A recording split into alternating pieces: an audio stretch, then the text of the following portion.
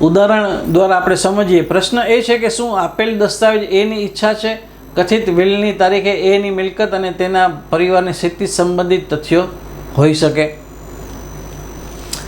હવે માની લો કોઈ વિલ છે બનાવવામાં આવ્યું છે એની ફેવરમાં, તો ખરેખર એની ફેવરમાં બનાવવામાં આવ્યું હતું કે નહીં એવો જો ઇસ્યુ હોય તો એ દિવસે એને જ્યારે વિલ બનાવવામાં આવ્યું ત્યારે એની સ્થિતિ શું હતી, એના પરિવારની સ્થિતિ શું હતી, એની મિલકતોની સ્થિતિ શું હતી, તો આ બધી છે એ સંબંધિત તથ્યો રિલેવન્ટ ફેક્ટ કહી શકાય મિત્રો.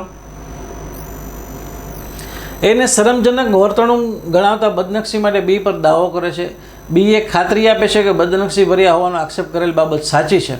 બદનક્ષી પ્રકાશિત કરવામાં આવી હતી તે સમયે પક્ષકારોની સ્થિતિ અને સંબંધો મુદ્દાના તથ્યો પરિચય તરીકે સંબંધિત તથ્યો હોઈ શકે છે. વિગતો કથિત સાથે અસંબંધિત બાબત અંગે એ અને બી વચ્ચેનો વિવાદ અપ્રસ્તુત છે. જોકે એ અને બી વચ્ચેના સંબંધોને અસર થતી હોય તો વિવાદ હતો તે હકીકત સંબંધિત હોઈ શકે છે.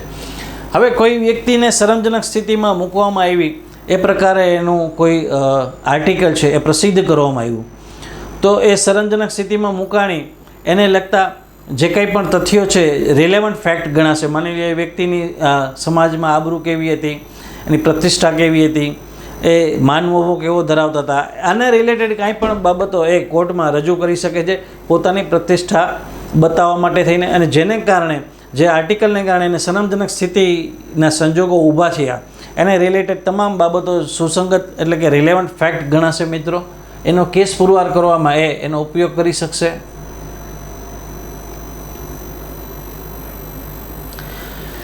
ત્યારબાદ છે એ ગુનાનો આરોપી છે. હકીકત એ છે કે ગુનો કર્યા પછી તરત જ એ તેના ઘરેથી ફરાર થઈ ગયો હતો.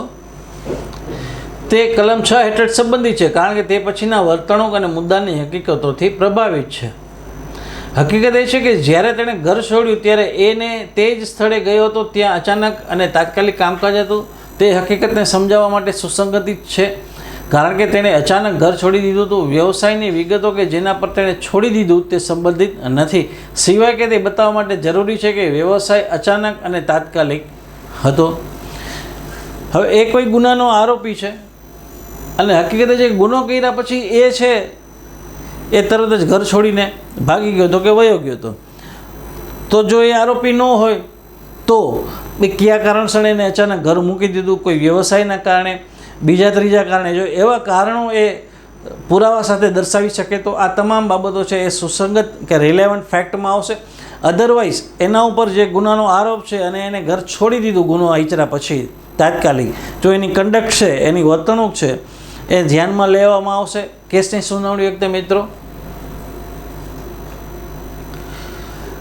ત્યારબાદ એની સેવા છોડવા પર સી સાથે તેની સેવાના કરારને તોડવા માટે સીને પ્રેરિત કરવા માટે બી પર દાવો કરે છે. એને કહે છે કે હું તમને છોડી રહ્યો છું કારણ કે બીએ મને વધુ સારી ઓફર કરી છે. આ નિવેદન સીના આચરણના સ્પષ્ટીકરણ તરીકે સંબંધિત હકીકત છે જે મુદ્દાની હકીકત તરીકે સંબંધિત છે. હવે એ નામની વ્યક્તિ છે એને કોઈ જોબ મૂકી દીધી અને સી સાથે જે એને કરાર કર્યો હતો, એગ્રીમેન્ટ કર્યું હતું નોકરી બાબતનું, એનો ભંગ કર્યો અને એ એવું કહે છે કે ભાઈ મને તો બીએ આનાથી સારી ઓફર આપી છે, તો હું તમને છોડી રહ્યો છું કારણ કે બીએ મને વધુ સારી ઓફર કરી છે. આ નિવેદન છે એ સીના આચરણના સ્પષ્ટીકરણ તરીકે સંબંધિત હકીકત છે જે મુદ્દાની હકીકત તરીકે સંબંધિત છે મિત્રો. એનું આચરણ બતાવવું હોય સીનું તો એ બતાવી શકે છે કે ભાઈ આ કારણસર નોકરી મૂકી દીધી કારણ કે એને બીજી સારી ઓફર મળી, તો એના આચરણ પુરવાર કરવા માટે સંબંધિત રિલેવન્ટ ફેક્ટ ગણાશે મિત્રો. એ ચોરીનો આરોપી ચોરેલી મિલકત બીને આપતો જોવા મળે છે જે એની પત્નીને આપે છે. બી કહે છે કે તેને પહોંચાડે છે કે એ કહે છે કે તમારે આ છુપાવવાનું છે. બીનું નિવેદન વ્યવહારનો એક ભાગ છે, તે હકીકતના સ્પષ્ટીકરણ તરીકે સંબંધિત છે. હવે એ ચોરીનો આરોપી છે અને ચોરેલી મિલકત બીને આપતો જોવા મળે છે જે એની પત્ની હોય છે ને એમ કહે છે કે આ તું છુપાવી દેજે. તો આ જે નિવેદન છે એ સ્પષ્ટીકરણ માટે થઈને એ રિલેવન્ટ ફેક્ટ થશે મિત્રો, એ હકીકતને પુરવાર કરવા માટે. એને તોફાનો માટે અજમાવવામાં આવે છે અને ટોળાના માથા પર કૂચ કરી હોવાનું સાબિત થાય છે. ટોળાની બૂમો વ્યવહારની પ્રકૃતિ સ્પષ્ટીકરણ તરીકે સંબંધિત છે. હવે એ નામની વ્યક્તિને કોઈ ટોળા ઉપર જેને કહેવાય કે અટેક કરવા, હુમલો કરવાની અજમાવવામાં આવે છે અને એ બધું કરે છે ત્યારે ટોળાએ જે કંઈ બૂમો પાડી હોય, બચાવો બચાવો, આ છે તે છે, એ જે કંઈ પણ બનાવ બન્યા હોય એ પુરવાર કરવા માટે થઈને એ રિલેવન્ટ ફેક્ટ ગણાશે મિત્રો, એનો વ્યવહાર કે બધું સાબિત કરવા માટે. પછી છે કલમ 8, સામાન્ય ડિઝાઇનના સંદર્ભમાં કાવતરાખોર દ્વારા કહેવાતી અથવા કરવામાં આવેલી વસ્તુઓ. જ્યાં એવું માનવા માટે વાજબી આધાર હોય કે બે કે તેથી વધુ વ્યક્તિઓએ એકસાથે મળીને કોઈ ગુનો અથવા કાર્યવાહી કરી શક્ય તેવું ખોટું કાવતરું ઘડ્યું હોય ત્યારે આવી વ્યક્તિઓમાંથી કોઈ એક દ્વારા તેમના સામાન્ય ઈરાદાના સંદર્ભમાં લખવામાં આવેલ કાંઈ પણ કહેવાયું હોય તે સમય પછી જ્યારે તેમાંથી કોઈ પણ એક દ્વારા સૌપ્રથમ ઈરાદાનું મનોરંજન કરવામાં આવ્યું હતું તે એક સુસંગત હકીકત છે, કારણ કે આટલું ષડયંત્ર કરનાર માનવામાં આવતી દરેક વ્યક્તિની સામે તેમજ કાવતરાનું અસ્તિત્વ સાબિત કરવાના હેતુથી તે બતાવવા હેતુ માટે આવી કોઈ પણ વ્યક્તિ તેના માટે પાર્ટી છે. કલમ 8 શું કહે છે આપણે જોઈ લઈએ. Things said or done by conspirator in reference to common design where there is a reasonable ground to believe that two or more persons have conspired together to commit an offense or an actionable wrong.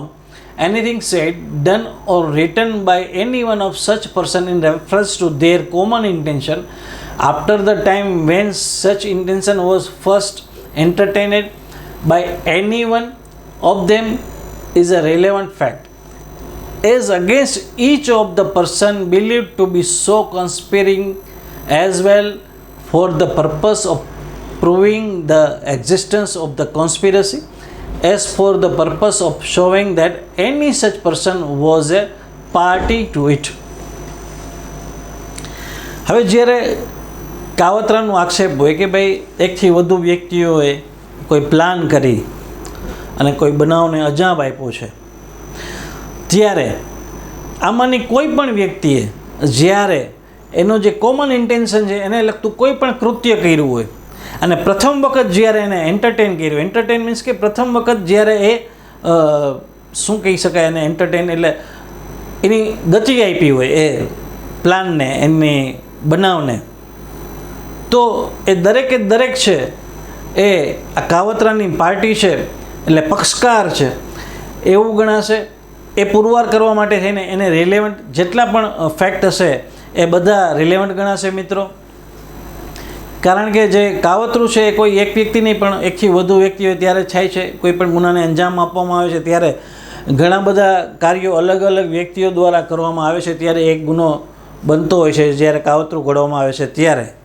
તો આ તમામ લોકોએ કાવતરું ઘડી અને જે કંઈ પણ વર્તન બનાવને અંજામ આપ્યા પહેલાંનું અને બનાવને અંજામ આપ્યા પછીનું આ તમામ બાબતો છે એ તમામમાં જેણે કર્યું છે એ દરેકે દરેક વ્યક્તિ એના પક્ષકાર ગણાશે મિત્રો.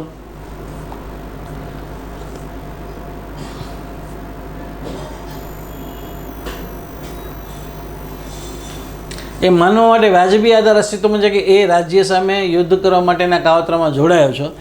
ષડયંત્રના હેતુ માટે બીએ યુરોપમાં શસ્ત્રો મેળવી આવવાની હકીકતો, સીએ સમાન હેતુ માટે કોલકાતામાં નાણાં એકત્ર કર્યા હતા, ડીએ મુંબઈમાં ષડયંત્ર જોડાવા માટે લોકોને સમજાવ્યા, ઈએ આગ્રામાં ઓબ્જેક્ટને ધ્યાનમાં રાખીને હિમાયત કરતા લખાણો પ્રકાશિત કર્યા અને એફ દિલ્હીથી પ્રસારિત થયા, જીએ એટ સિંગાપુર જે પૈસા સીને કોલકાતા ખાતે એકત્રિત કર્યા હતા અને ષડયંત્રનો હિસાબ આપતા દ્વારા લખવામાં આવેલ પત્રની સામગ્રી દરેક ષડયંત્રના અસ્તિત્વને સાબિત કરવા માટે અને તેમાં એની સંડોવણી સાબિત કરવા માટે સંબંધિત છે.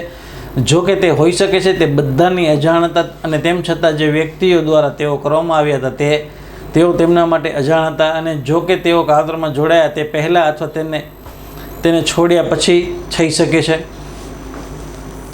એક્ઝામ્પલ આપીને સમજાવવામાં આવ્યું છે